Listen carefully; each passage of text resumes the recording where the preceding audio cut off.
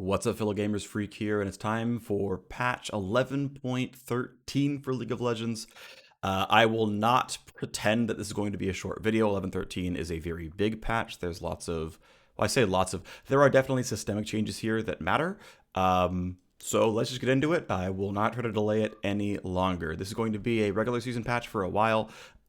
This is likely to be the last sort of big patch of the year.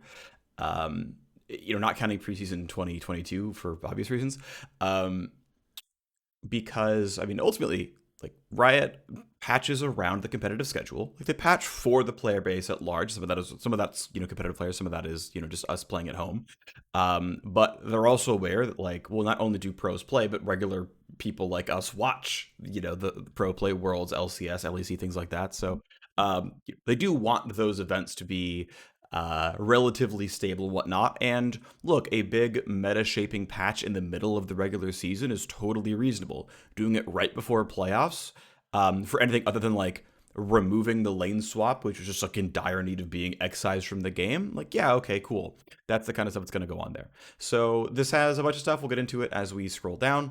So you can see there are very, very few champion changes. Kayn nerfs, Lee Sin nerfs, Rumble nerfs, Riven nerfs, and then buffs to Aphelios, Olaf, and Xayah. Yeah, Kayn overall just like winning in general. Lee Sin is a big ban and a big pro play pick. I think he's like the number 2 champion in pro play right now. Rumble is around that point as well. If you look at like just LCK LPL, Renekton is the number 1 champion in pro play. He's not getting nerfed. That said, I believe he was nerfed in 11-12. And Riot never has enough data from the previous patch to react to pro. So if nothing changes about Renekton, there's probably going to be some 11-14 Renekton follow-up. I know some people are crying about Gwen. Gwen is 100% pick ban in the LEC, around 91% pick ban in the LCS, and 49% pick ban in the LCK and LPL. So in the 2 best leagues around the world, only some teams care. And it's not like she's a bunch of bans, it's like mostly picks because no one thinks she's strong enough to ban, and like some of the teams pick her, right? Like about a third or a quarter of the teams just like, yeah, I want to pick Gwen in this team comp. So, you tell me if the LEC and the LCS are correct, or if the best teams in the world, ergo from the LPL are correct. It's like 41% in the LPL, I believe. Like LCK is like around like 56%. So the best league in the world doesn't consider Gwen that big of a deal. They consider her viable. As far as solo queue win rate, Gwen seems to be viable. I understand she does frustrating things. Like she is in fact a powerful melee fighter who does strong things. And the best teams in the world seem to think that's okay. So you tell me. Anyway, Riven is doing incredibly, incredibly well in moderately high elo and getting banned a lot in super high elo. And again, yeah, Aphelios gets some more follow-up changes after the last round of changes. I believe they did buff his win rate, even though they lowered chakram damage. Olaf is getting a simple buff, and Xayah getting a simple buff as well, which we'll talk about down the line. Also worth noting, Viego's getting adjusted toward jungle away from solo lanes, and Tom Kench is getting a mini rework, which should be pretty exciting as well. I've got a bunch of data tables on that. We got some nice astronaut skins coming out, as well as Project Z Prestige. That should be fun. And then a big systems update. There are 2 new items. Almost every mobility item in the game is getting a nerf. I think only Trinity Force isn't. Maybe even that one is, although it's in the list, so maybe it is, but I didn't think it was. Whatever, we'll see. Smite changes against pets. And then, okay, let's just move on. So Aphelios is getting his Q and rank up improved, and his E and rank up improved. For a quick reference, Aphelios doesn't rank up his spells. He ranks up what are functionally base stats: attack damage, attack speed, or lethality. I know right now people consider lethality a fairly uninspiring rank up. It's probably still going to be maxed last. Ultimately, maybe this can be changed at some point over time to be something more compelling. I don't know, but ultimately, there are also reasons why, which is him just not being like god of late game, which is why it's lethality and not like percent bonus armor pen, because he was just like, oh, well, I just evaporate all the front lines and it doesn't matter, and I'm just like the best champion for pro play where we can coordinate around regular team fights. So it's like, okay, they're trying to find ways to balance Aphelios around pro as and regular people play. Of note, by the way, the most powerful, like the highest win rate skill order for Aphelios is actually maxing W first. It's maxing his attack speed. There's a couple of different versions of it where you're maxing W from the very start. You're doing 3 points, keep the maxing W. There's a bunch of stuff out there, but skilled players have kind of decided on and are being rewarded by maxing his W attack speed. So I am always a fan until it becomes a problem elsewhere, and in the case of Lee Sin, it has. But I'm always a fan of changes that allow more different skill orders. So in this case, obviously, they're being a little bit cagey with the buffs. They didn't want to go to 5 to 30 lethality. They stuck with 4.5 per rank. They're just afraid of this being an overbuff and being problematic. But hey, if W is the strongest max, why not buff most Aphelios players who aren't maxing W? And hey, for the elite players, they have a better choice now. Instead of like, oh, it's always W, it's like, oh, well, sometimes it's Q, and like finding the situations. So a fan of this in theory, in concept. I think in execution it's fine as well. Aphelios is still going to be sub 50, sure, but it's cool to see. Basically, what they're trying to do every single time is like, how high can we nudge Aphelios without him breaking pro play? And if they ever get to 49, it's like, yo, we did it. So I'm a fan of that one. So here's Aphelios. Here's his AD if you max Q. It's obviously one more AD at one, and then it's two. Oh yeah, and you can do 1, 2, 3 points, and then 4, and then 5, and then 6.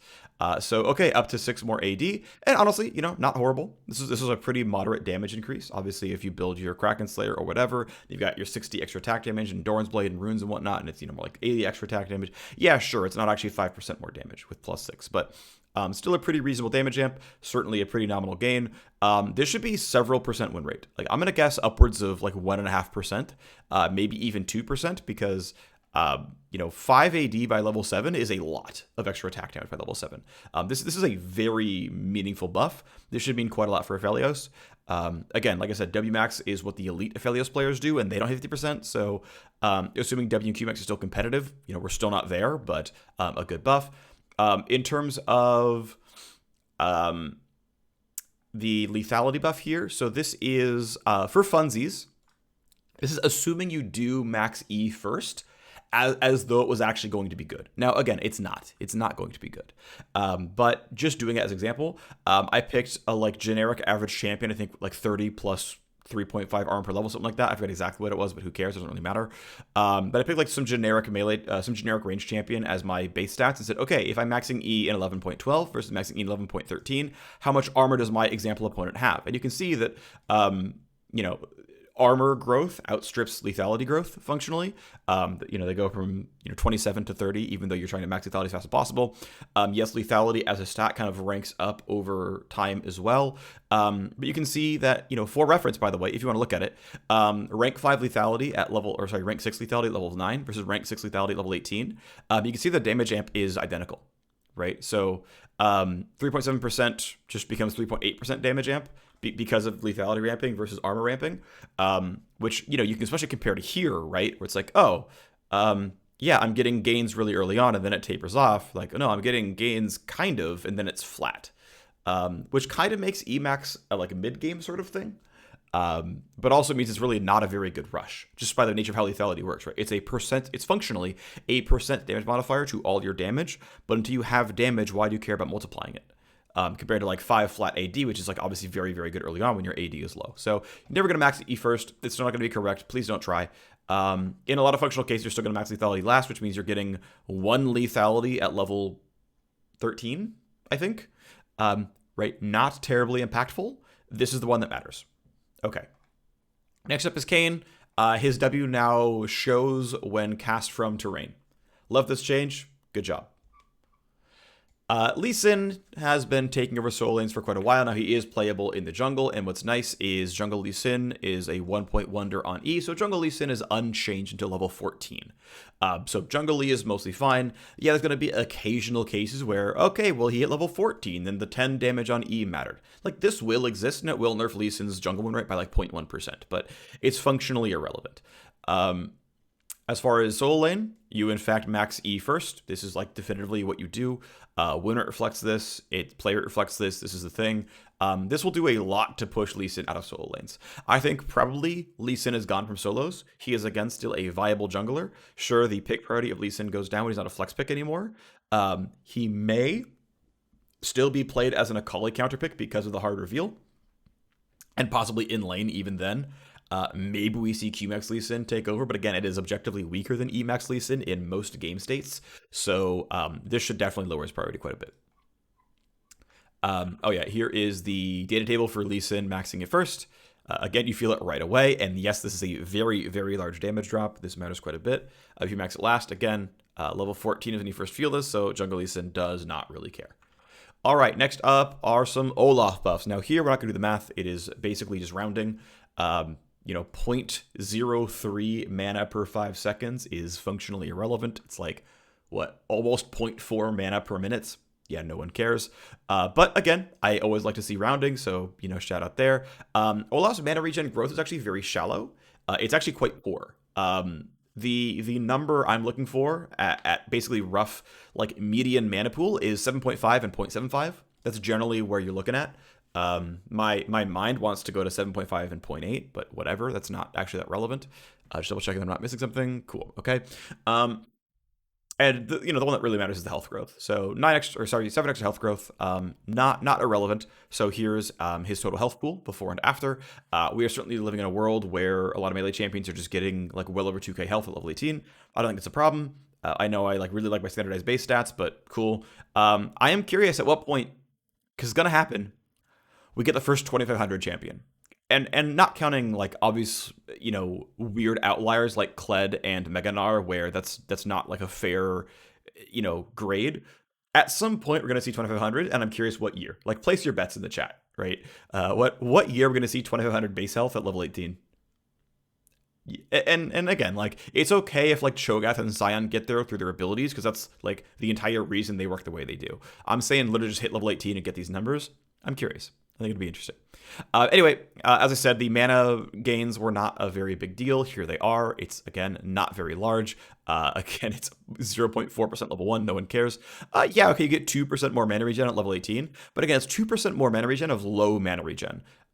Most of Olaf's mana is in his mana pool. It is part of what keeps him in the jungle as opposed to in solo lanes, because when you go to like level 11 and you've got to like hard split push and like wave clear with your Q and stuff, your regen is so much lower than other champions at this point in time. I say so much lower. It's like 15% lower, maybe 20% lower, something like that.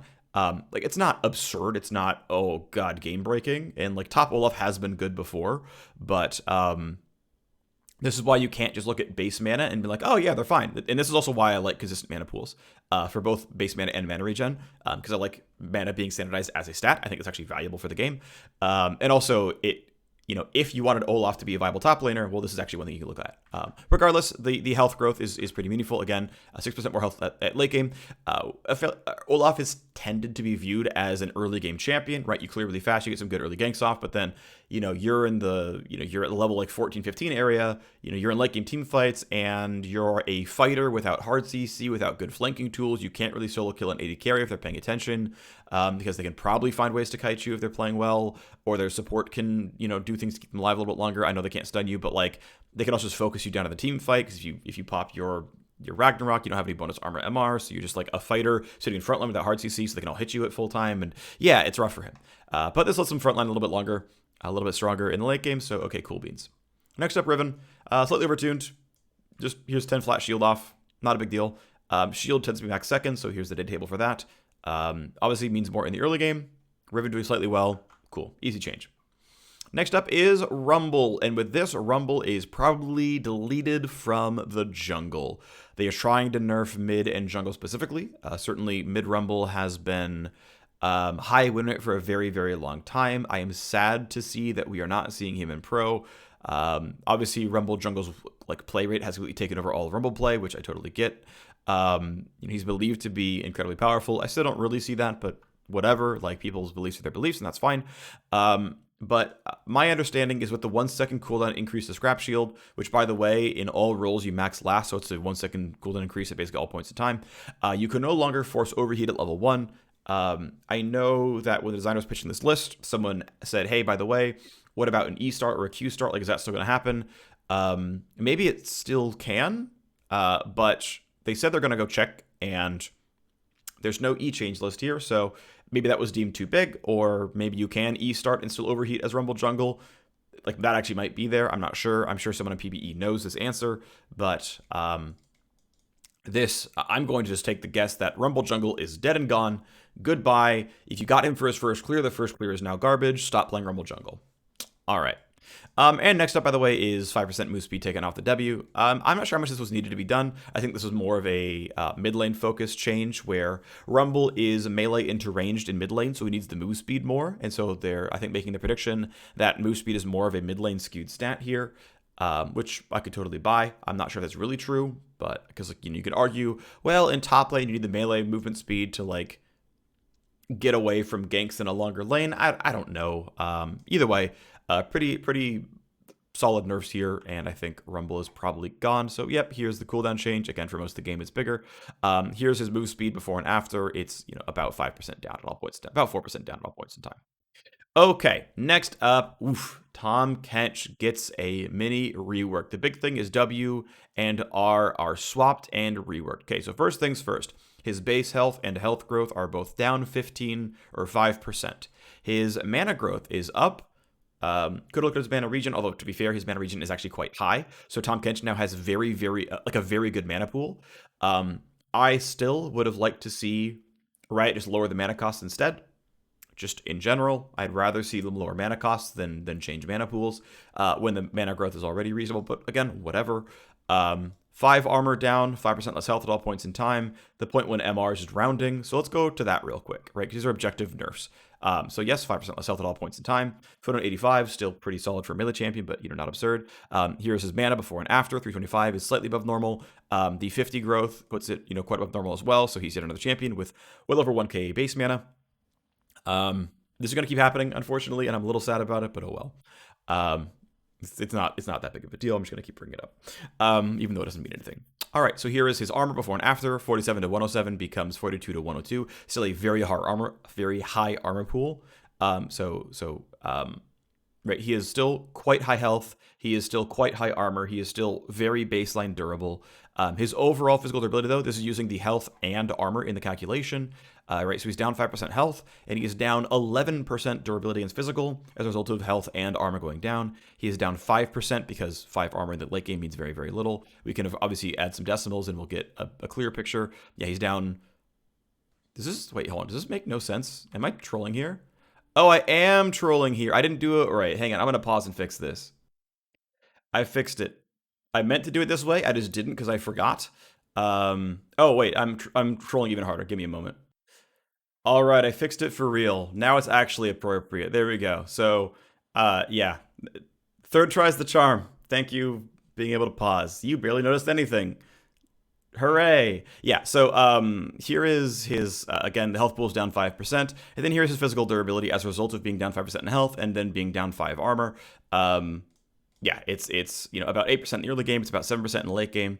Obviously, the more health and armor you buy, the closer together these numbers get, but still, yes, a pretty meaningful durability loss. This means against champs like Darius and whatever else, and Jace, and in bot lane when you're against Ashe and whatnot, you're going to kind of feel this as well. Again, here is, oh, nope, now I know what I did wrong. Right, I'm an idiot. It's this. This is the thing. This is the thing that I did. All right, yes, here we go. This is the thing. Look how the numbers are the same. Yep. I did this like 3 days ago. I forgot that I did it this way. Cool. So anyway, whatever. Here, we can do it. Is it this? No, hang on. We're going to do one more thing. Okay. For real this time, this is what I actually wanted. Okay, so here's why I did it this way. And I screwed up this column. This is why I screwed it up. This is why it took me 5 tries. Okay. So what this column here, right? This is obviously his armor before and after. This is his functional health regen as a result of his armor. Because if you're taking damage through gray health, or just your base health regen and things like that, using potions and whatnot, those all functionally filter through your armor. Because if I'm taking half damage because I have 100 armor, that means regen is functionally twice as good, just like how health would be twice as good because I'm taking twice as much damage to die, because armor makes you take half damage.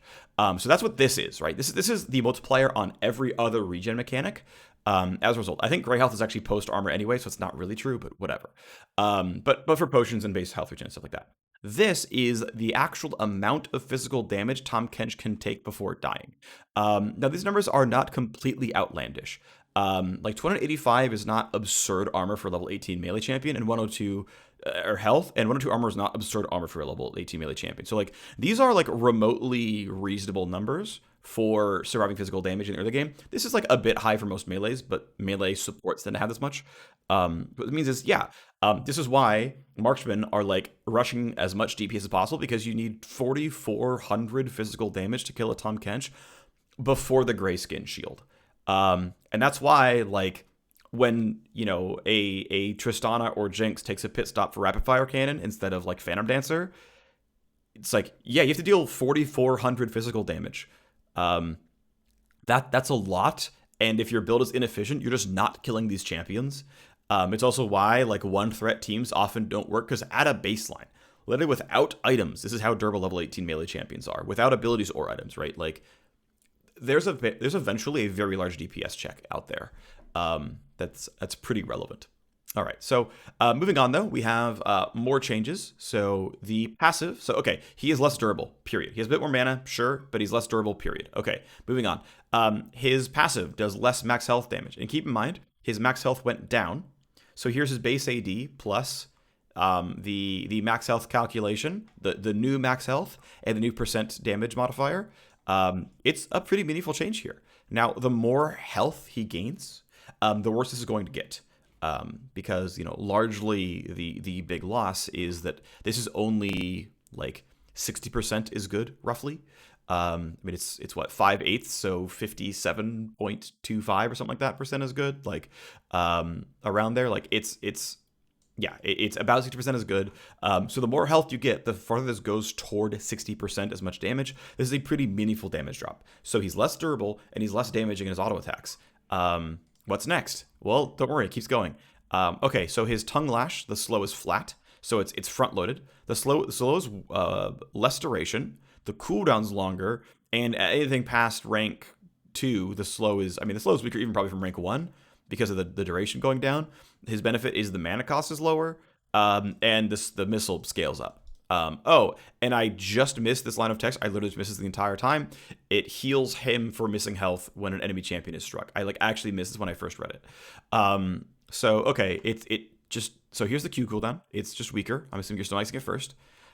Here is wait, did I do this twice? I did do it twice. Why did I do it twice? I have no idea. Whatever. Oh, because I think I didn't mean to have this here, because it was going to be just here instead.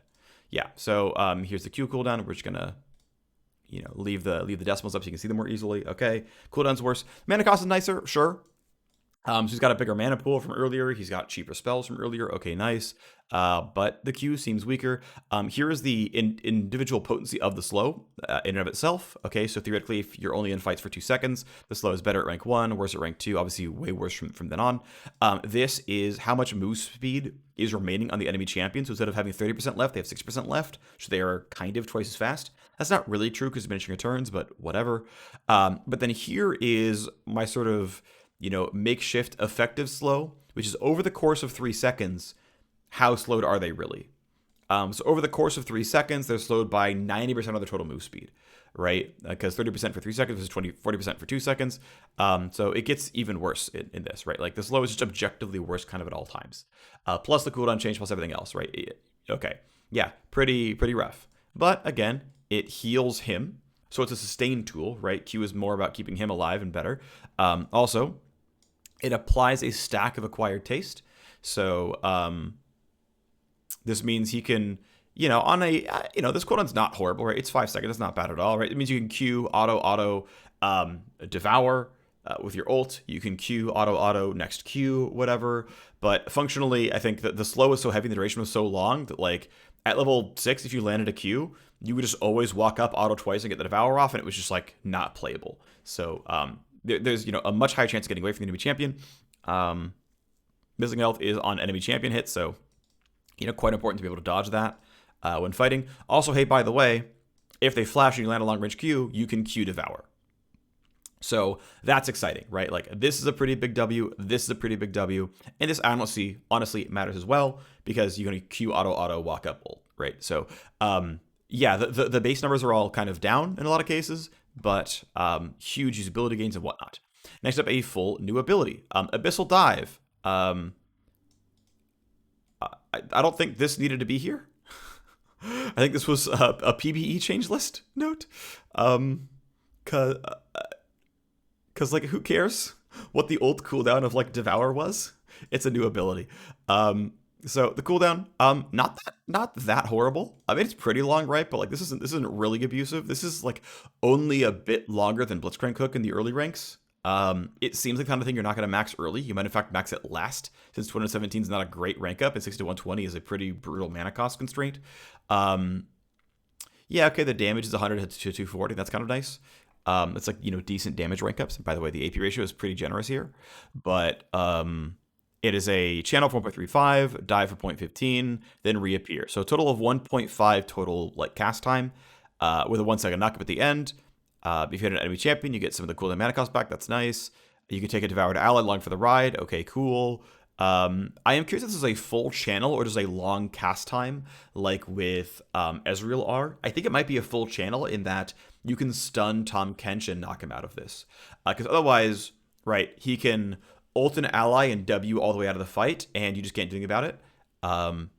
Again, I'm not certain, but I'm going to guess this is channel as an actual channel, because we've definitely had the word channel be used when it's not a full channel, when it's not Crowstorm or Drain or whatever else. So possibility here.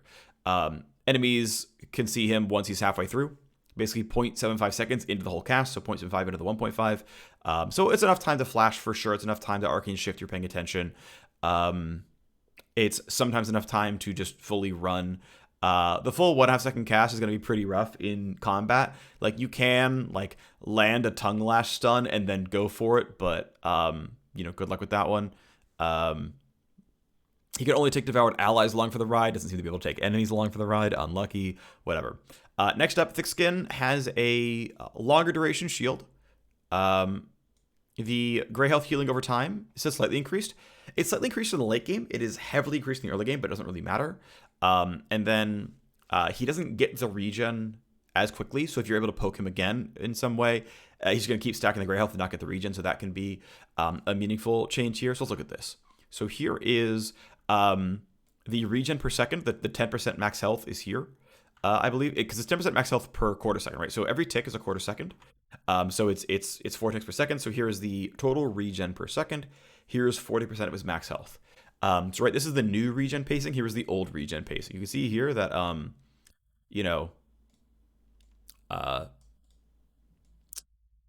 this is obviously a lot, right? It's like 3-4x the regen, but that's not the full story. Okay, so we have a reminder here of, since none of the Thick Skin mechanics actually changed, here is actually how much he could take, right? So he could regen, this much of his max health. There is a rank up on Thick Skin that goes from like, I think 35 to 55%, or maybe it's 45 to 65%. But there's also a simple per champion level scaling for how much it even regens as. So what it comes down to is, here's really how much of his max health he's actually regenning. He can regen 14%. Like, if you drop him down to 1 HP and he walks away, he'll regen 14% of his max health back. Like, it matters, it exists, but it's not very much. That number is 77 health. So technically, he's getting 77 health, and yeah, that would take a second and a half with the old E, because it was only regen 48 per second, but like, who cares? You're regenerating 77 health. Like, yeah, okay, it regens in 0.34 seconds instead, or I mean, really 0.5 because of the tick rate, but whatever. Even level 5, okay, wow, it's still 2 times the regen. It's like, yeah, well, this was still only about 1 second of regen.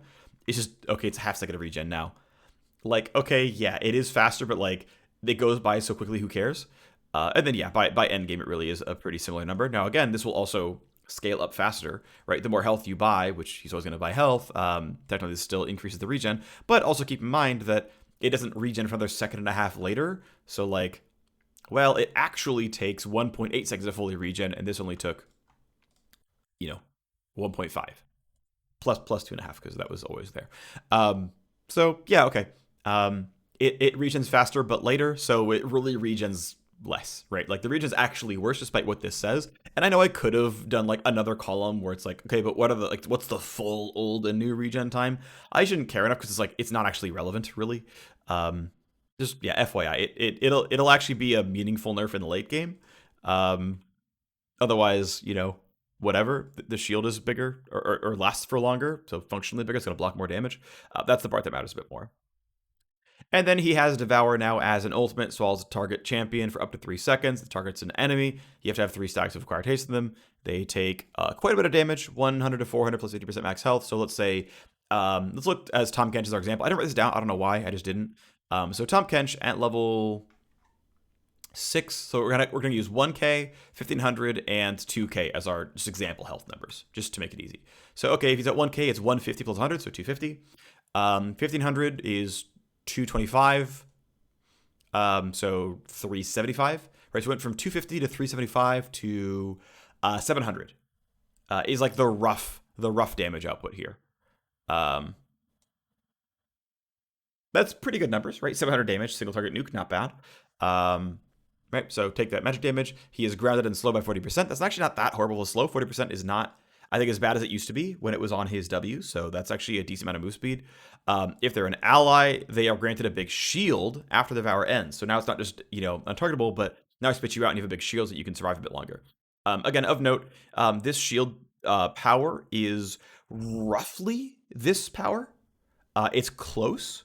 It's within like a quarter, in each case. So, these are similar numbers. Okay, cool. Um, Still grounded. The slow is less severe at later points. He can still cast W though, right? So yes, he can devour an ally and just say, I'm just going to deliver set to the backline, go, as a proactive play, or he can, try to save an Ezreal and then channel out. Um, Allies can see when Devour is available on his health bar. So we know that there's ulti signifiers in the bottom right corner or the far left when you're playing the games yourself.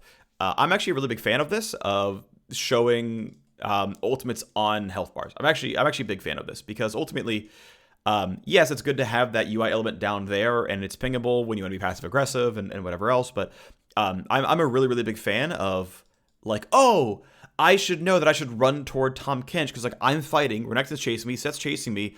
I'm gonna look down at the mini map. Okay, that's a green dot. I look back up, and that's okay. Now I find Tom, and it's like no, I just click towards the Tom Kench because he's got the thing. I think that's a great choice. When there is a really important moment-to-moment gameplay like impactability, like Devour, I'm a huge fan of that being really, really surfaced. So really cool stuff there. Looks great. All right, Viego getting pushed out of lanes into the jungle. I believe the Ruin King now heals half as much from minions that are hit. Great, very big deal here. Still full healing from champions, still full healing from monsters, just less minion healing. Love it, great choice, cool beans, good job. Next up, Harrowed Path is 5% more move speed. The actual missile he shoots out goes a bit faster, and I think the spread I think goes faster as well. I think it's the same speed, as well as the actual. I'm gonna assume. Oh, this is your acquisition of hitting a wall. It can look sometimes like you're gonna hit the wall, but it doesn't. So this is basically the missile cheats a bit more to make sure, or it lollipops a bit more, or it's more, I don't know, fair to Viego, whatever you want to call it. Maybe it's cheating, maybe it's being fair. It's going to be more likely to actually latch onto the wall and spread out. So cool beans. And yeah, Viego has a lot of move speed sometimes. So okay. Basically, it's going to be harder for him to outrun his own hallowed path. So here you go. Let's scroll back down. Whoops. Oh, I don't have it even down. I just didn't include this. I don't know why. But it's 5% more move speed, which is 5% more move speed, which is, you know, really functionally about 4% more total movement. But yeah, okay. Pretty solid buff. Good job. Next up is Xayah. And like I said before, I'm a really big fan of buffs that allow champions more consideration of what they max, because basically what it comes down to, right, is this is something that I think is really, really silly. I'm gonna lambast like Reddit and stuff again, or just the league community in general, because people have this opinion that like XD runes reforged sucks because they only ever pick the same runes anyway. It's like if you do that, you're bad at the game. Because by and large, most champions have several viable keystone choices and several viable secondary like rune tree choices. Because at the end of the day, think about it this way, right?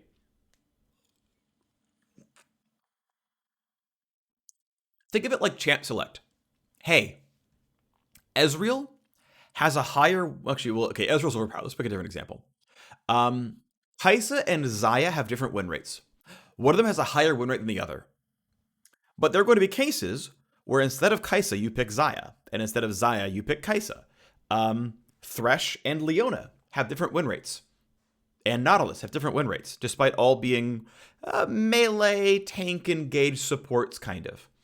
And yet, there are times you pick Leona, and times you pick Nautilus, and times you pick Thresh. Because there's situations, because their kits interact with their allied champions, enemy champions in different ways. So do runes.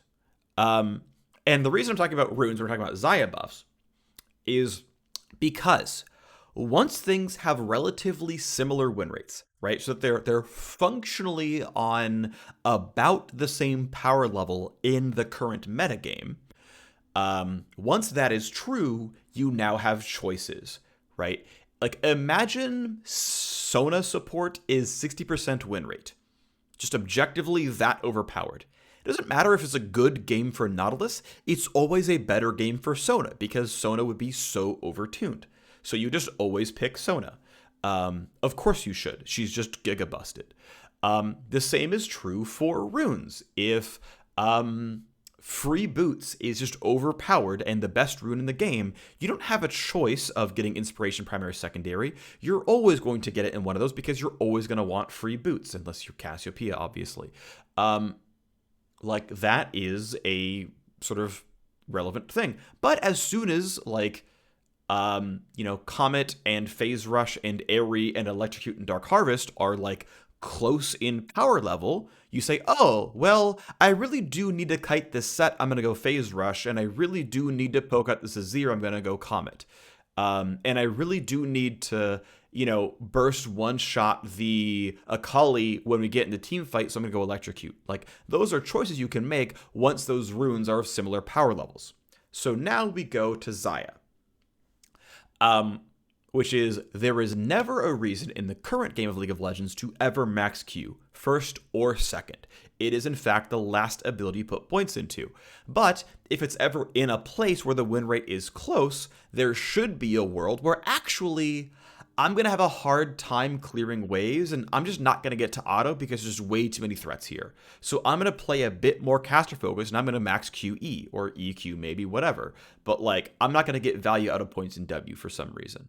Or like we really are going for the bursty build, I need to one-shot the Akali also, so I want the more upfront damage.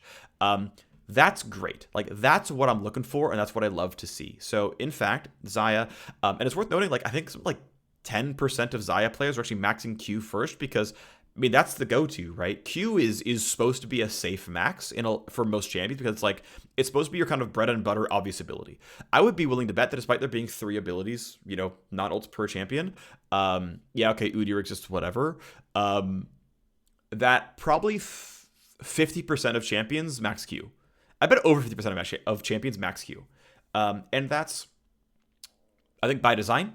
I think that is I think that should be something that designers chase after and try to do. I think that's correct. I'm not saying Q at level 1 in all cases. And in fact, for Xayah, you often do go Q at level 1, even in, pre-buff phase. But I think that is like a good thing. It's like, hey, if you don't have the champion, max Q. And the more often that's at least reasonable, the better. I think is a powerful thing. Because, hey, not everyone is experts at every champion. There's 150 of them. People are bad at some champions. Okay. But maxing Q, yeah. So anyway, this is all to circle back to the point where Xayah now has a reasonable chance to max Q first or second, not always third, and she can find herself in games where this is correct. And the better that these are balanced among one another, the more choices players have. Right? The more they have choices, that, hey, I might go Shieldbow or Kraken or Gale Force on this champion. I might go, Phantom Dancer or Hurricane or whatever on this champion. I might max Q or W or E on this champion. Like, that's right away, 27 permutations of Xayah? And all are reasonable? That sounds great. If there's 27 permutations of skill order plus rune plus first mythic, like that's awesome, right? Um, it's a lot of permutations, and like that's one champion. That's outstanding. Cool beans. This is a very zoomed in pixelated picture. I suppose I also zoomed in. I'm at 1.75x on this, but that got grainy. All right, so now we're on to the next point of the game, of the patch notes, where it's going to get probably a little bit longer, where we've got 2 new items. So first up, Anathema's Chains. Are you a tank? Is there an annoying enemy on the other team? Boy, do we have an item for you. With Anathema's Chains, you can select one unlucky foe to be easier prey. Vengeance can be yours today. It's a unique defensive advantage against sparring a single target while providing offensive CC, especially useful in a game where you keep counting the same enemy or someone you just don't like, right? So what I like about this is several things. Okay, so there's a lot of cleverness here, and a lot of like really smart design. Maybe it's intentional, maybe it's not. I don't know, but it's really clever. Okay, so first of all, it is a cheap item, which means this is buyable as a support. Now, one thing I've been seeing in pro play, I think especially in the LEC, is we've been seeing some Abyssal Mask Rush on tank supports. Because in pro play, in non-Clown Fiestas, support tanks really get to one item, and then it slows down for a really, really long time. Because one item is pretty much where they get, where they probably shared in a couple of kills, they shared in some turret gold, and they finished stacking a support item, and they've earned enough through passive gold to buy one thing. That could be Chem Tank, that could be Locket. If they wait a little bit, that can be Abyssal Mask, or it could even be Anathema's Chains. And I like that Anathema's Chains has a specific output here. Your Nemesis has 20% reduced tenacity while near you. So Leona can subtract 20 tenacity from the Azir she's pinning down. That sounds awesome. Like, that really, really, really, to me, sounds absolutely awesome. What a compelling choice. Like, realistically, what a truly compelling choice that I'm Nautilus, and by the way, Nautilus R has a stun attached after the ultimate knock-up, so it really is a tenacity follower. Like, wow, that sounds like fun. That sounds cool. Okay, so the output is you, specifically you, have 20% reduced tenacity near me. So it's not necessarily always my abilities, but as long as I'm near you, it's happening, so I can set up for someone else if I really have to, whatever. It's also nice because it means that, like, Braum or who's like an even lower CC, like Tom Kench support can get it, but, like, that's okay because our mid-Syndra stun's gonna last longer, and, you know, the Vayne Condemn into the wall is gonna last longer. Like, I can still get some value out of this one. We can peel this idiot. The other part is that you, the tank, take up to 30% reduced damage from the Nemesis. 30% reduced damage is a lot, by the way. I've got some math for that down the line. We'll talk about that in the future. And by the way, it is not meant to be an in-combat, like, switch your champion active. You get basically one stack. So it's a 90-second cooldown. So if you pick wrong, it's going to be wild to get it back. It's a global range. So you can just, like, okay, I bought it. It's you. Must be used out of combat, by the way, so you really can't choose new targets in combat. And again, even if you're like, oh, a Kali got picked off and now a team fight's starting, let me go click on Ashe. It's like, well, you're getting 1% reduced damage per stack, and it stacks over 60 seconds. So, like, did you get anything out of that? No, you didn't, so don't bother, which is good. Like, I think the design work here of, like, no, please don't target swap, it's not a real active, that's good. Like, I am happy about that.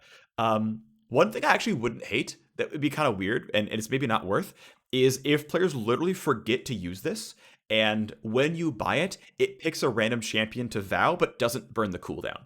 And the same, by the way, for, like, Zeke's Harbinger. Just like when you buy Zeke's, it just, like, snaps to the highest active champion on your team, but just gives you the active in case you, like, forgot. And same for, like, Knight's Vow. Like, the champ who's done the most damage so far on your team gets the auto snap. Like, actually, that'd be kind of cute. I will suggest that to designers because, like, it's probably a no-loss, like, game. So maybe at 11:14 you'll see that change. We'll see. Maybe not. I don't know, but I'm gonna suggest it. Anyway, like I said, it's gonna be a long rundown. I'm doing a lot of weird stuff here. Okay. Anyway, so these designs are really clever. Like, cool effects, really fun effects. Okay. Let's talk about more what's clever. Okay. So 2500 gold for 650 health is not terribly efficient, whatever. But I want to talk about one thing. Percent damage reduction in almost all cases. There's a few asterisks, one of which is intentional. I think most of which aren't. Damage reduction, percent DR, does not affect true damage, right? It affects physical and magic damage only. So what's nice about Anathema's Chains is it's just a block of health, which sure, of course, also affects physical and magical damage, but, like, outside of Warmogs, literally nothing else in the game has this much health. Like, this is number 2. Period. And it's 2,500 gold. So I'm actually reasonably confident that the health per gold is maybe the highest in the game. So I know that like I have a friend who hates Camille. And valid, whatever. Everyone has their own champions they hate.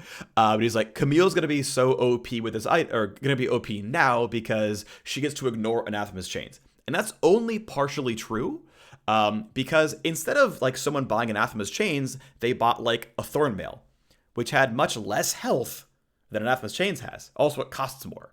Now maybe you still buy Thorn Mail because you want the healing reduction, and that's all relevant and fine. But like, if we're in a high Anathema's chains metagame, people have more health than before, which is the only stat that matters against true damage, and it's very, very, very cheap.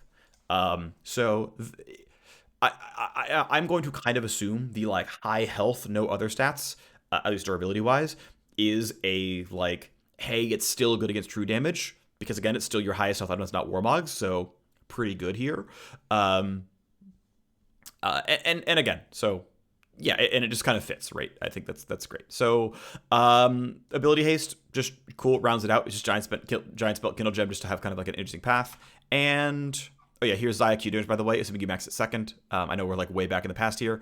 Oh yeah, I forgot to hide these rows. This is my like stuff that I copy and paste. And I just forgot to like hide rows when I was like finished doing this at like 2 a.m. a few days ago. All right, so Anathema's chains. We're just gonna scroll up here and just kind of go one at a time. All right.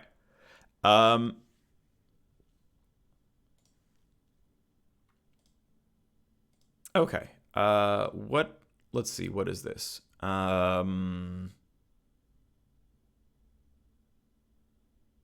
Okay.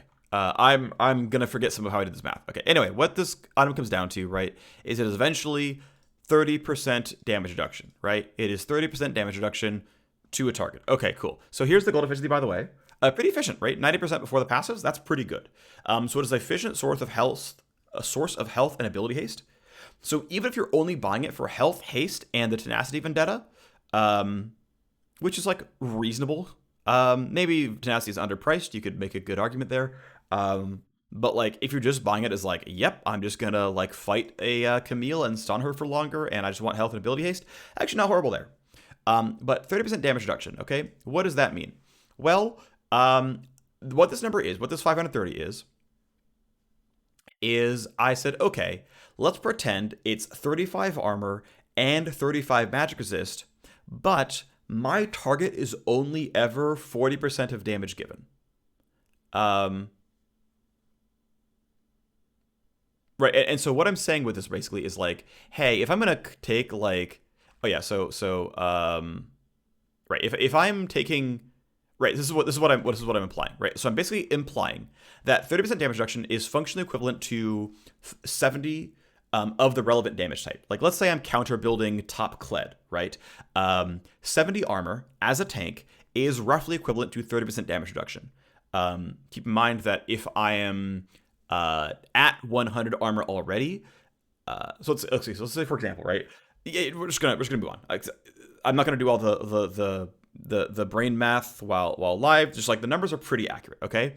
70 armor or 70 MR against Cassiopeia or against Kled for a like mid-game tank is roughly 30% damage reduction. Like that's about right, okay? So yes, right? So we're saying this, right? We're saying that this is functionally valued at about 70 armor or 70 MR. So what this is, well, I'm averaging the two. So I'm basically saying, well, it's 35 armor and 35 MR. Now, sometimes you're against really hybrid champions where you actually have to somehow get both stats, and that can be difficult. But like, on average, this is worth 35 armor and 35 MR against X, right? Against whoever you choose. And I'm also saying that you're picking a target that is 40% of the damage you take, which means I'm only getting 40% of the value of 35 armor and 35 magic resist. So divided by 2.5 is 40%, unless I'm really trolling, but I'm pretty sure I'm right here. And so that means we can value 30% damage reduction against a single target in an average game at 530 gold worth of stats.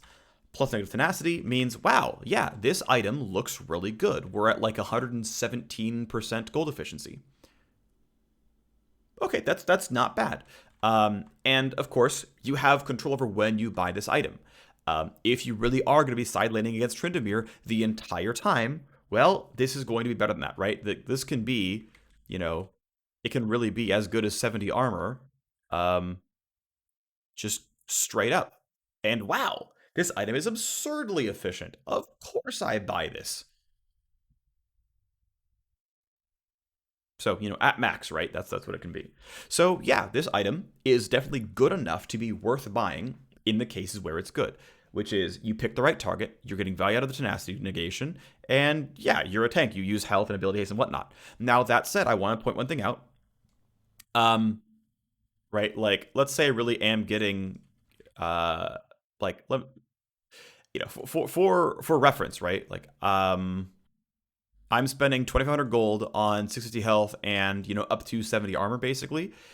You could, for a similar price point, buy a guardian angel. So if you are Ashe trying to survive against Talon, it's gonna be. I mean, the health versus the revive is a debatable topic for sure. The DR versus the armor is gonna be really close, all things considered. Anyway, it's gonna be up to your kind of your determination there, but yeah, arguably Anathema's chains can be even valuable enough on a on a on a squishy, trying to hate on one champion. It's a possibility. I'm not sure you're going to do it, but it's maybe a possibility. In the way that, like, you could buy Randuin's on an 80 carry, and in fact some champions do. So again, I think it's a cool item. Really big fan of it. Let's move on to the next one. Next up, we have Hullbreaker. We are missing the gold cost here. I believe it is 2,800. Should have been written down. So many fighters struggle to convert leads into wins right now, especially through split pushing. Hullbreaker's goal is to give them a strategic purpose where they can opt into a heavy and powerful split pushing strategy at the cost of being isolated from their team. This should allow for the split pusher to take down towers and whoever comes to stop them. It also gives them a way to push through tanks and towers, similar to the old Banner of Command, except they have to stick with the minion to continue barreling down the lane. So Pickaxe Phage. Phage is a regen item. Pickaxe is AD, getting quite a bit of bonus health on the combine. Getting a little bit of AD on the combine as well. It comes with passive health regen. I believe they're actually taking off the Phage regen passive, which is whatever, who cares? Just kind of interesting that it goes away several times, actually. I think the same thing happens with Gore Drinker, where it just converts Phage into health regen and says screw it, which is whatever. I just think it's kind of interesting.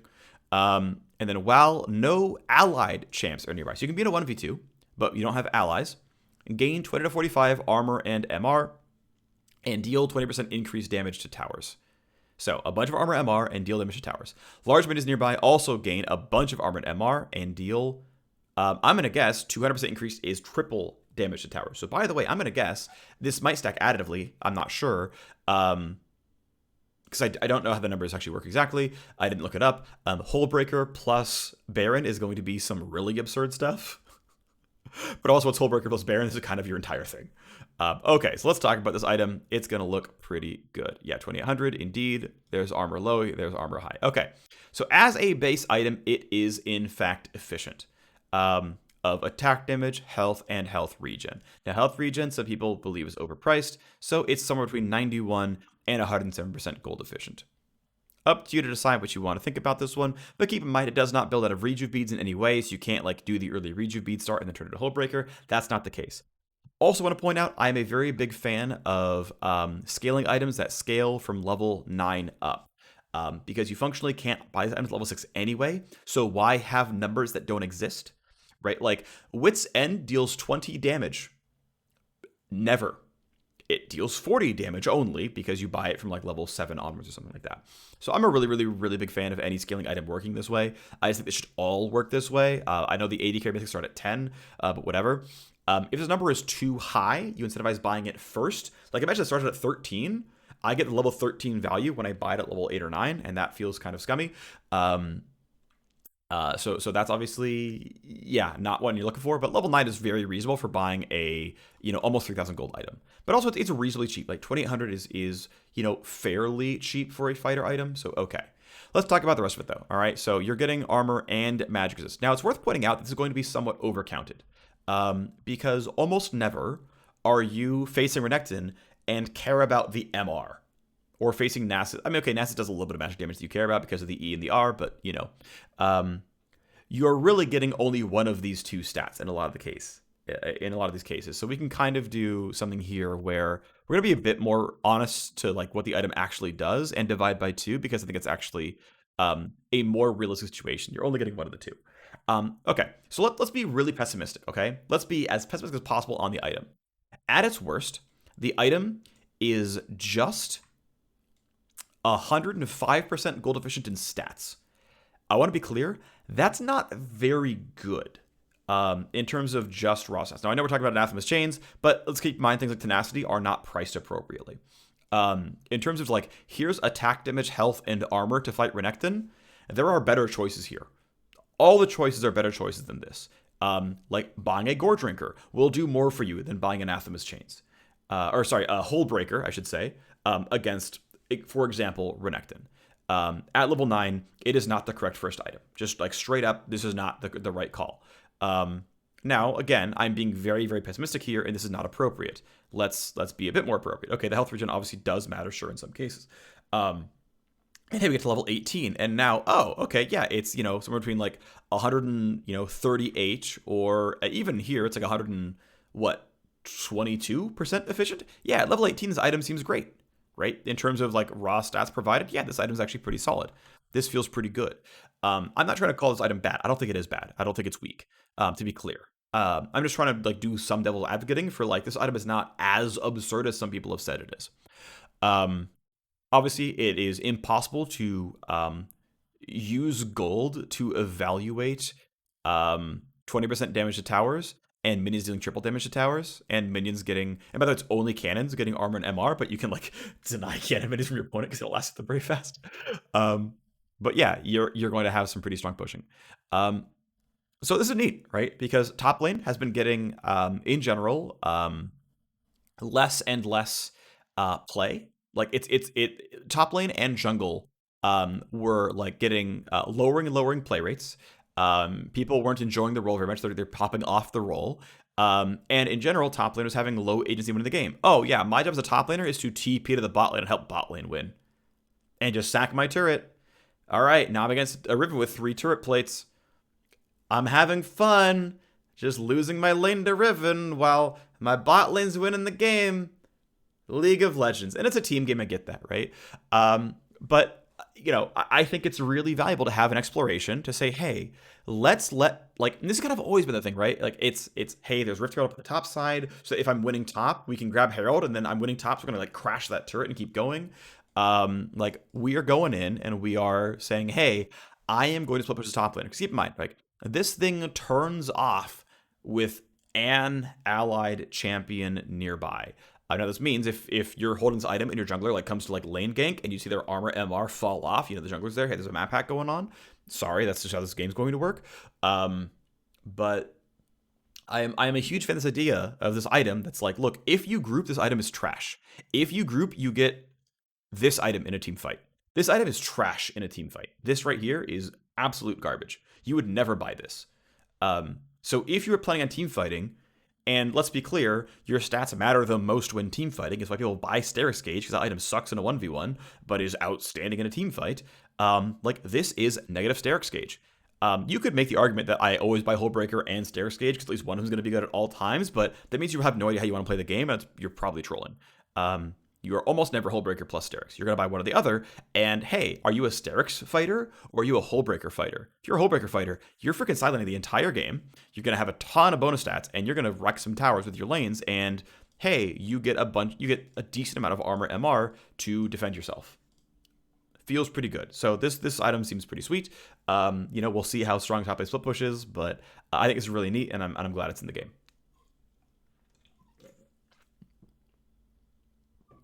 All right. Here's the next section of the patch rundown. We have a mobility clamp. I am glad that Riot is going and doing like systemic like pulling of power creep. Again, I'm going to do my stupid thing where it's like, I think Riot could do this for mana. It's not as important, right? Like, Strybreaker Darius actively ruins people's games and makes it really frustrating to play. People's mana pools do not. Like, to be clear, I know I'm being stupid here. I know I'm being stupid. I don't know why I won't let it go. I don't know why. I really don't. But I like these projects, like truly as a player, excite me. These are some of my favorite kinds of changes in games that I play because I don't know what it is, but I've always felt this way about like every game I've played. Like big things like this when I used to play competitive Warcraft 3 were huge to me. Playing Counter Strike or now Valorant and things like that. Like this kind of stuff was always really fun for me to read through as a player, and like it felt like we're in a new game, kind of, even though it's not even that big of a deal. Okay, so Stridebreaker is very much a new item. What is different about Stridebreaker? Okay, the stats moving around, the dash is gone, but you also don't stop while casting it now. So obviously, again, this was what, like probably like a quarter second cast time. You are absolutely, and I mean, you'd cast it while dashing anyway, so it's not like it would really hurt you. But yeah, obviously you are less mobile, but the damage is higher. The slow is massively better, and it's on a shorter cooldown. 40% to 0% over 2 seconds is functionally a 2 second long, 20% slow, which is like nothing. This is 90% to 40% over 3 seconds, which is outstanding. That is really good. Okay, you get less move speed on landing damage. You get less move speed as the mythic passive. The stats obviously propagate into the Ornn upgrades, sure, whatever. But let's actually compare old and new Stridebreaker. The old Stridebreaker was minus 200 gold efficient, but hey, you got a dash, you got a nice mythic passive, you got some move speed on dealing damage. All this stuff is wonderful. So okay, cool beans there. Now, because you're getting 200 health at cost of 5 AD, it is a much more gold efficient item. And this moves Stridebreaker from the sort of like agility carry burst item, right? Where like I barely get health, I'm getting a ton of AD. Like this is as much AD and attack speed as on Gale Force practically. Like this is almost an AD carry mythic. It's not quite, right? But like it goes from being like such a damage item to be like, oh, look, it's still 40, 80, 20 AS. Like it's still a lot, but 400 health is also a lot. So it's much more of a heavy item, which is good. It's a fighter mythic in the first place. Like Trinity Force seems to be sort of more of the damage thing, and there's Eclipse and other stuff out there as well. Anyway, so and okay, let's look at it. Right, so okay, much more gold efficient in terms of the baseline. Okay, sure. The heroic slash does 1/3 more damage, and instead of a functional 40% like total movement speed slow, it is a functional 195% total movement speed slow. So over the duration, they are losing so let's look at it this way, right? Over the course of 3 seconds, my old opponent would lose, if their move speed is 400, they would lose 80 units of distance, right? Over 3 seconds, they lose 80 units of distance. That's not very much. It is a slow, but it's really just there so that, like, I'm in range for apprehend, like whatever. Now, obviously, you have to get in range in the first place. I'm not saying it's a buff in all cases. Obviously, if you need the dash, you need the dash. But now that 400 move speed champion, over the course of 3 seconds, has lost almost 800 units of movement. So I'm not going as far, but they're going way less far. Like in terms of total distance, like difference, this is way better on the new one. Now, again, really relevant, dash to get in range absolutely matters. This is probably not a buff to Darius. It's probably not a buff to Garen. But if you're like Gnar, you can kind of already get there. If you're, maybe you considered on Kayn or something, like you are, by the way, guaranteed to land follow-up CC off of Stridebreaker. Like this thing practically roots you in place. This is a really aggressive crowd control. This is a really aggressive crowd control. And unlike Everfrost, where like you're a mage casting it at long range, you hope you land the root because the slow is only mediocre. Like you kind of can't miss halting slash. So if you get there, they are giga screwed. I think this is probably a good Jarvan item. Hey, I EQ in, and if I get the knockup, awesome. If I don't, I hit Stridebreaker and screw you. I functionally rooted you. Enjoy the gank working. And it's not like he doesn't like the stat profile here. This is going to be outstanding on a lot of fighters who like want to be engaged tanks. This is so much CC. And so it changes the profile of the item quite a bit, right? It changes it from being the I gap close so I can land my stuff. It's, goes from being the Darius Garen item to being the, look, if I can get in at all, I'm going to ruin your freaking day. The cooldown is shorter, the damage is higher, the slow is immensely better, it's much more health, double the health. So you're much more durable as well. Like this is a big deal. This is a good item. This is cool beans. Again, there's going to be users of the old Stridebreaker who are going to miss it, and I understand that. They're going to be users of new Stridebreaker like this is the best thing since sliced bread.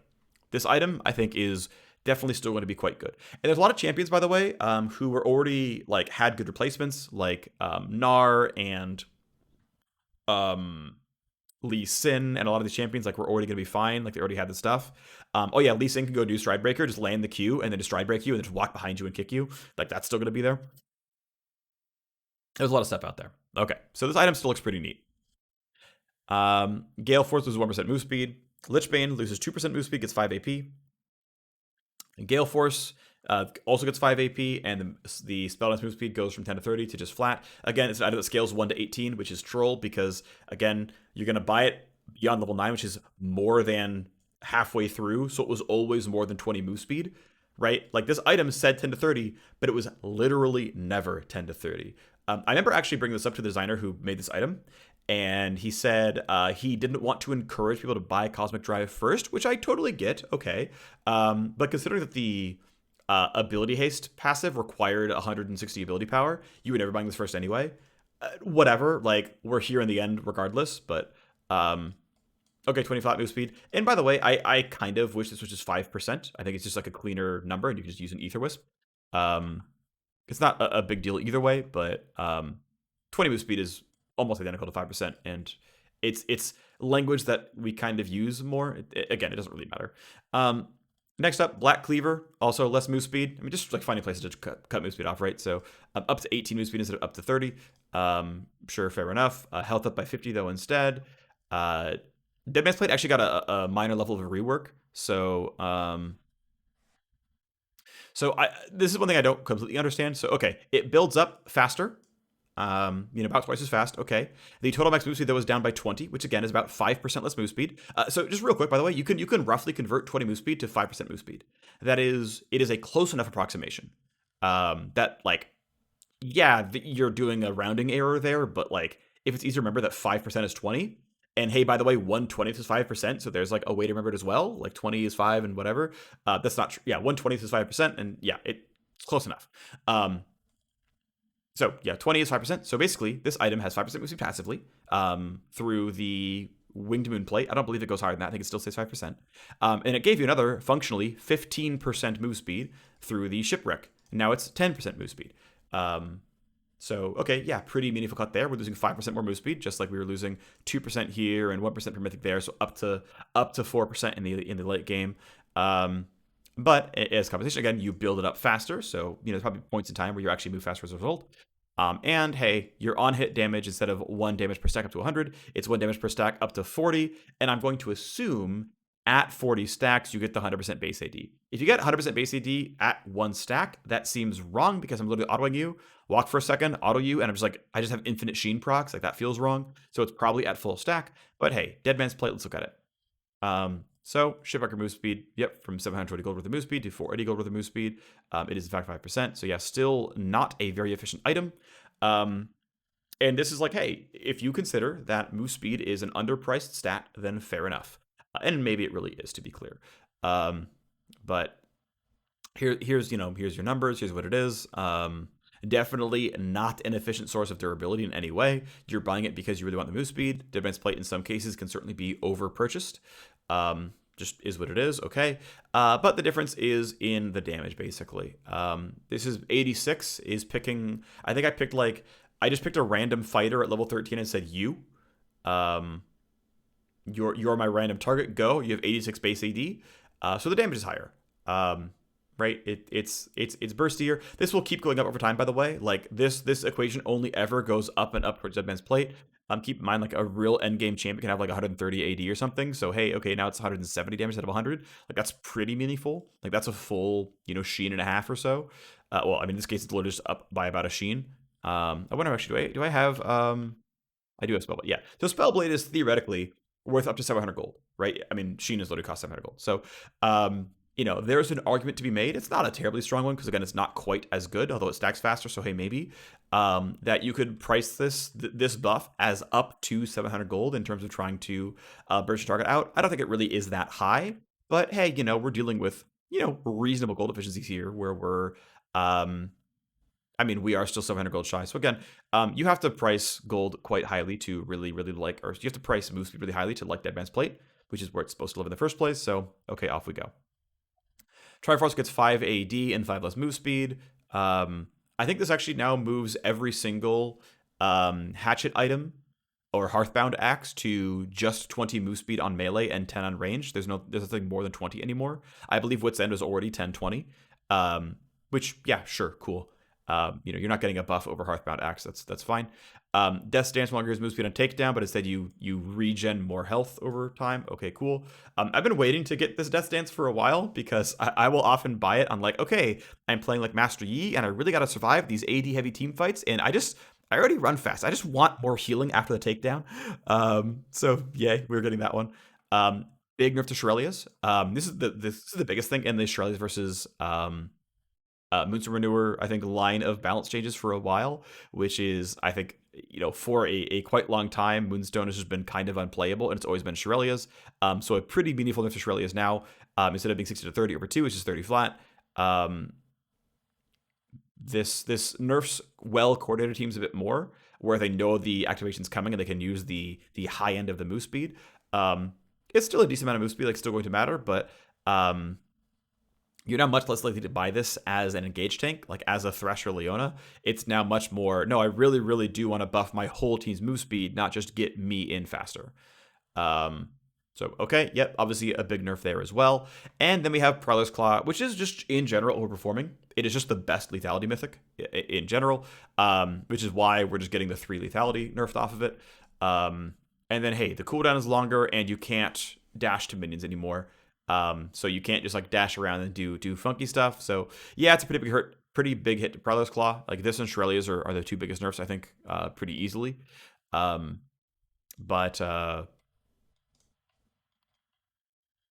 yep, less movement speed. Okay, fair enough. And then finally, I don't have data tables here because it doesn't really matter. The mana mythics are all 200 gold cheaper. Mages seemingly not doing all that well. Specifically lane mages, because keep in mind, one thing to keep in mind is being manaless. I talked about it in the previous patch rundown as well, I think. Being manaless is a buff to being a laner, not a buff to being a jungler. Because in the jungle, yes, you spam abilities to clear camps, but you get functionally infinite mana regen in the jungle. Like not only is your first clear a blue buff, so you're never ooming on your first clear, but even beyond then, like the various knives and hail blades and whatever that you buy give you a ton of mana regen while in the jungle or in the river. So you can play Jungle Talia, go Night Harvester, and then like, oh, I feel kind of low on mana, and just like walk into the river for a second and be like, all right, we're good, and then just like keep playing the game. Whereas Lane Talia like will run out of mana.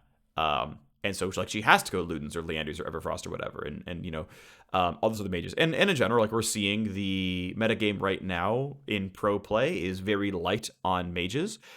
Solo queue win rate data is showing that mages aren't doing as well as all the manaless fighters, Set and Renekton and stuff, running around doing great stuff. So, okay, how do we easily buff a class of mages?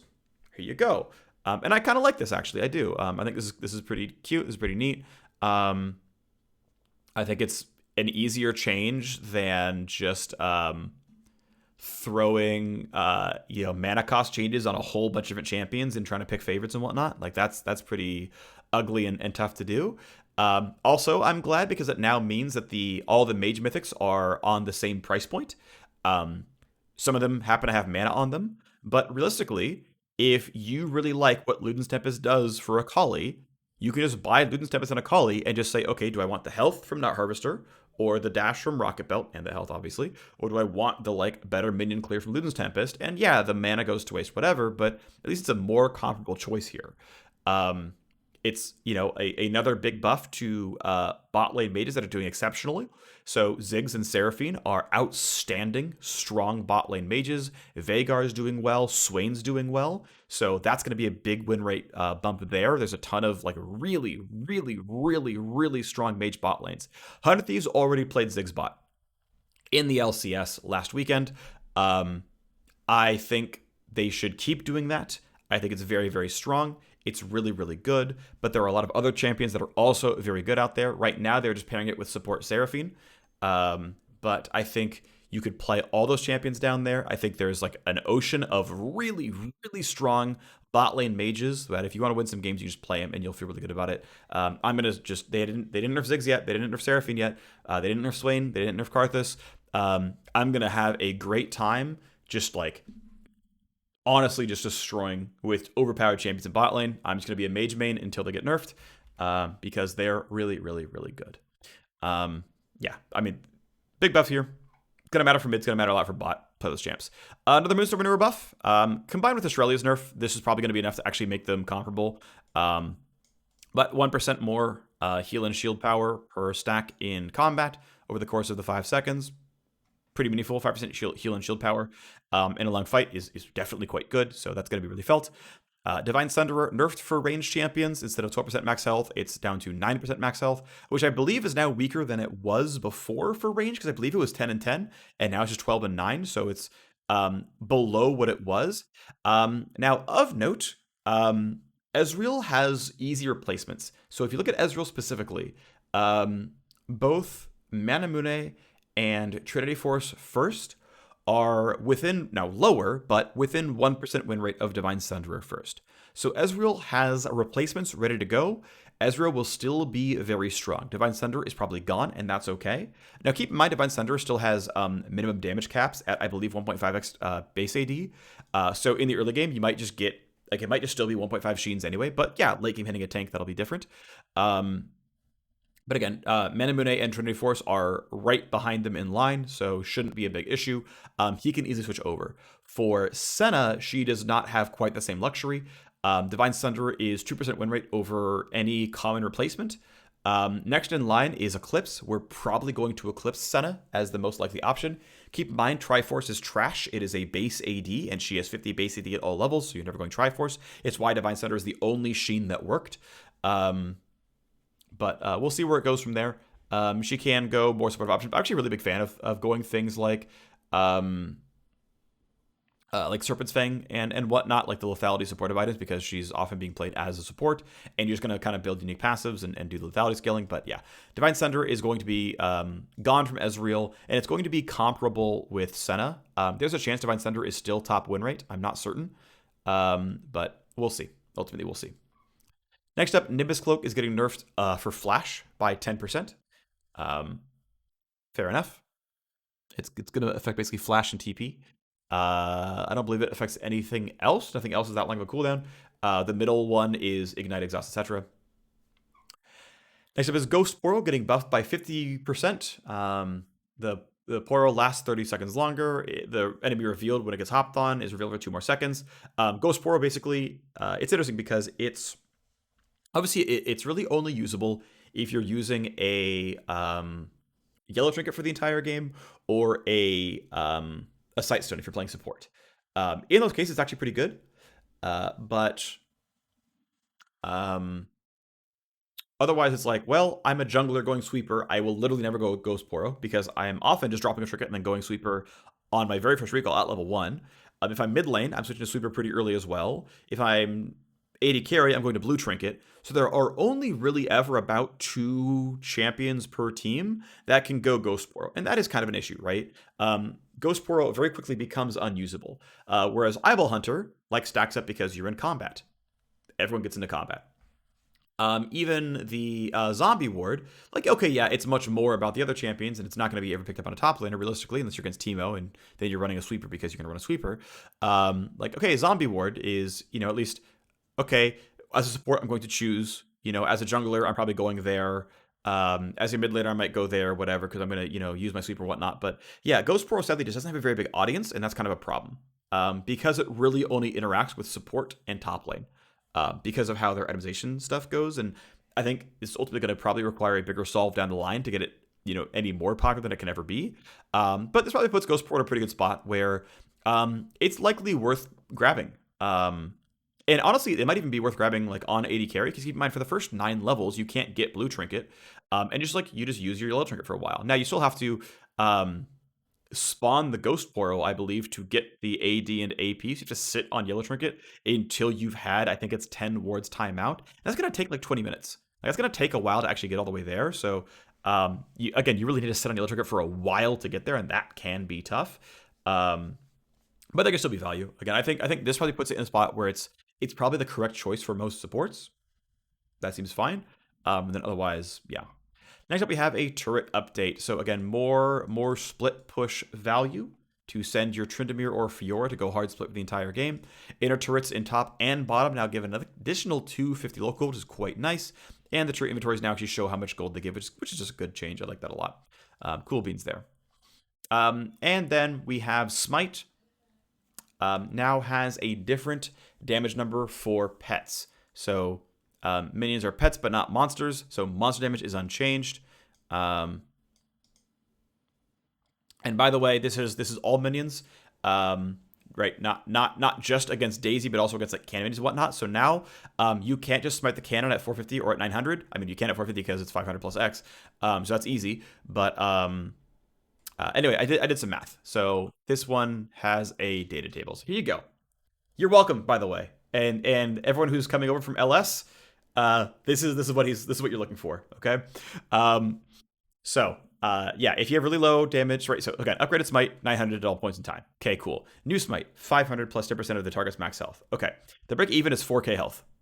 Great, that's easy to look at. All right, so where do things line up in this? Well, cannons are like what 1k ish, under 1k. They're like here. That's like roughly where cannons live in most cases, I think. I mean, maybe it's like more like this, but like this is still about the world we live in. I don't think supers ever get to 4K, so again, it's worse at the wave clearing. But hey, so I looked at 4 champions. I looked at Heimerdinger, I looked at Yorick, I looked at Annie, and I looked at Ivern. Now, Maiden has a Yorick total health ratio and base value. Tibbers and Daisy have a moderate, like, they have a base health and they have like a 50% AP ratio. It's not huge. It could be higher. It could be 1.0 easily and it wouldn't break anything, but whatever. Heimerdinger has some absurd stuff. The actual turret health scales per individual level, not based on rank. Actually, I believe that's true. Asterisk there. I know his basic turrets do. But also, even if that's not true, and I've forgotten at this point, the AP ratio of AP to health, that does change based on Heimerdinger level.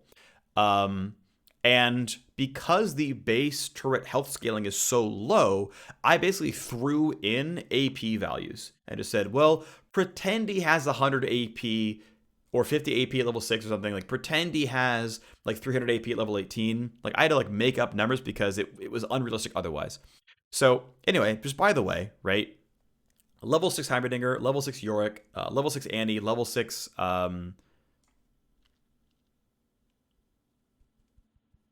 Ivern. You're around here, right? The smite goes from doing 900 to doing 600. Now, worth pointing out, by the way, that you transform smites around level 8, roughly. That's like about the time they transform. So like around level 8, level 9 is when you're actually smiting stuff, but you're still around this world anyway, right? So this is still, once your smite converts and you're fighting these guys, this is still where you are. Level 2 Maiden, based off your space health. Again, if he has like a Trinity Force, whatever, he has more health, but whatever. Here's level 2 Tibbers, here's level 2 Daisy, level 18 turret with some decent amount of AP on it, not a full build of the death cap, but 3 items or so. You're in kind of this world. Still, your smite is weaker against pets. But yeah, by the way, it was worth noting that, like, yes, indeed, your smite would, in fact, almost one-shot Maiden. It would almost one-shot the first rank Heimer turret. And that felt bad. It would also almost one-shot Tibbers and Daisy at rank 1, right? 900 out of the 1250. Like, you barely had to do anything to kill those things off. From rank 2 onwards, like, they were kind of fine. It didn't matter anymore. And then, yeah, rank 3 Tibbers, 3k health. Rank 3 Daisy, 3750. Rank 3 Maiden, just gets absurd health. It's actually, smite is now better against rank 3 Maiden. If you get really absurd amounts of AP on Heimerdinger, you can get higher. But yeah, this is kind of where you're living. In pretty much all cases, smite is, in fact, weaker against pets. Cool change. Good job. Well designed. AR balance changes, whatever. Bug fixes QOL, skins. Alrighty. Patch 11.13 TLDR. It's a pretty big one. Let's talk about it. We're going to scroll past Aphelios. Pretty big buffs. You were still going to max E. Last Q rank first was inferior to W rank first, but gets a lot closer. Still a pretty solid buff. Aphelios should be gaining quite a bit of win rate here. Pretty big buff to Aphelios. Kane, you can see his W from walls. Lee Sin E, minus 10 damage per rank up, should do a lot to kick him out of mid and top. Shouldn't do much for his jungle. Olaf with a pretty meaningful health growth buff. Should do quite a lot to buff his win rate. Should feel pretty good. Riven, 10 flat shield off. Pretty nominal nerf. No big deal there. Rumble, probably deleted from the jungle as his scrap shield can no longer force overheating in the early game. Goodbye for jungle clear. Goodbye Rumble jungle. Next up is Tom Kent. Loses 5% health and another about 5% durability based off base armor, but gets more mana. Lower damage. Q has worse slowing and worse cooldowns. Better mana cost, but whatever. But it now heals him for missing health. He can devour at long range if he's got the third stack. And it applies a stack of acquired taste as well. Okay.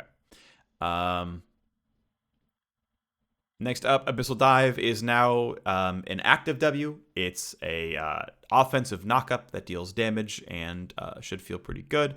Thick Skin, not changed very much. These are mostly fiddly changes. Don't worry about them too much. Devour, you can devour off of your Q. It's now an ultimate. It deals pretty good damage to enemy champions. The slow is less severe from what I can tell. The slow is very much less severe for allies. And his allies can see when it's available so they know to walk towards him to get devoured. Viego pushed out of lanes with less healing against minions. Move speed 5% higher. Overall, Herald Path now better for getting around the jungle and running down side lanes and whatnot. So fun stuff there. Zaya has a slightly better chance of choosing to max Q first or second. It was certainly an obvious max last in 11.12, but some people got that wrong. So, a bit, more opportunity here to make different choices. Anathema's Chains looks really sweet. It is TLDR. It is efficient as long as you're picking a remotely good target.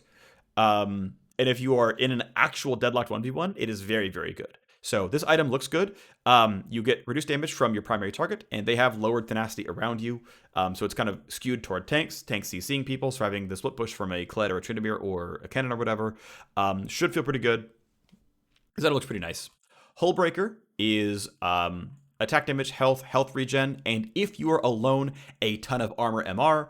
Cannons get armor MR, and you and cannons deal a bunch of extra damage to towers. So again, this only affects cannons and super minions, okay? It does not affect melees or casters. So this minion buff is not very big early game. Keep in mind, cannons spawn more frequently, I believe, after it's either 15 or 20, and then it's like they spawn at every wave and they get 25 or 30 minutes plus.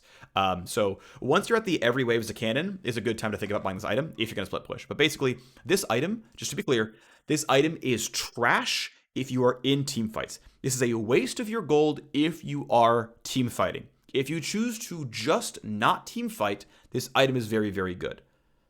But that sort of stark difference is a big deal.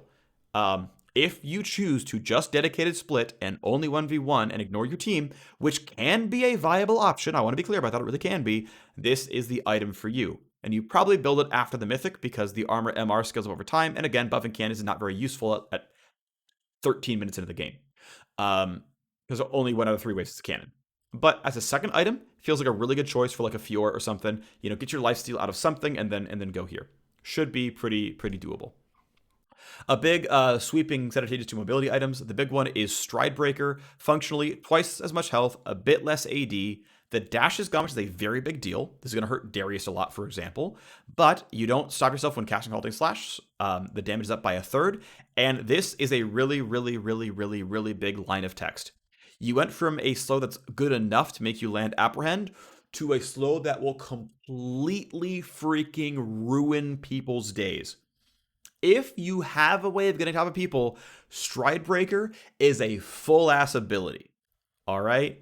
Like, old Stridebreaker was Vayne Tumble. Like, yeah, that's cute, and like, Darius really wanted one, but like, who really cares?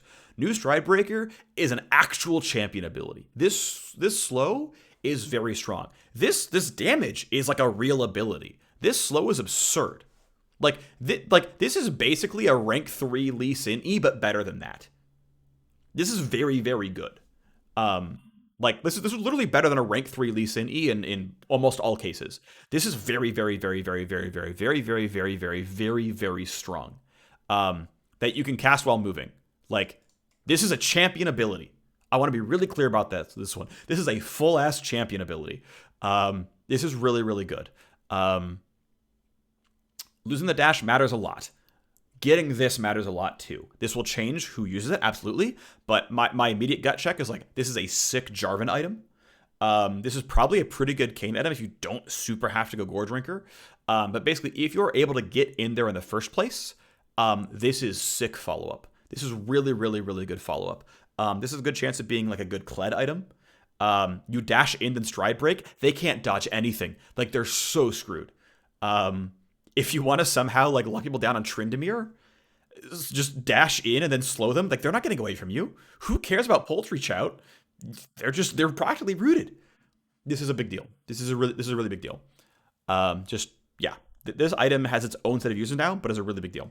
Otherwise, it's pretty small changes. A bit less move speed on Gale Force, bit less move speed on Lichbane for 5 AP, bit less move speed on Cosmic Drive for 5 AP, bit less move speed on Black Cleaver for 50 health, bit less move speed on Deadman's Plate. This is actually the biggest move speed nerf here. The 20 move speed is basically 5% less move speed for some more damage on the Shipwreck hit that stacks a bit faster. 5 move speed on hit, gone from 30 force for 5 AD. Death Stance no move speed on takedown, but for more health regen. Shirelia's a very big nerf as well, by the way. No decaying move speed. This is a pretty meaningful nerf to the move speed on this item. Prowler's Claw loses 3 lethality and some cooldown and minion targeting. It's a very big nerf to Prowler's Claw. These all matter, absolutely. Mana Mythics, 200 gold cheaper is a very big deal. This will do a lot to bring mid mages back into the meta. This also will do a lot to make bot mages really, really, really strong. Play Seraphine, play Ziggs, play Karthus, play Swain, play Vhagar. Those 5 are going to be outstanding in bot lane. Recommend playing them. I'm going to be. Moon's Renewer, pretty nice buff. Looks pretty good. Divine Sunderer gets 1/3 of its bonus damage cut for ranged champions. This will probably remove it from Ezreal's build path. But that said, Trinity Force and Manamune are within 1% win rate, so it's not a big hit to Ezreal. He'll be fine with replacements.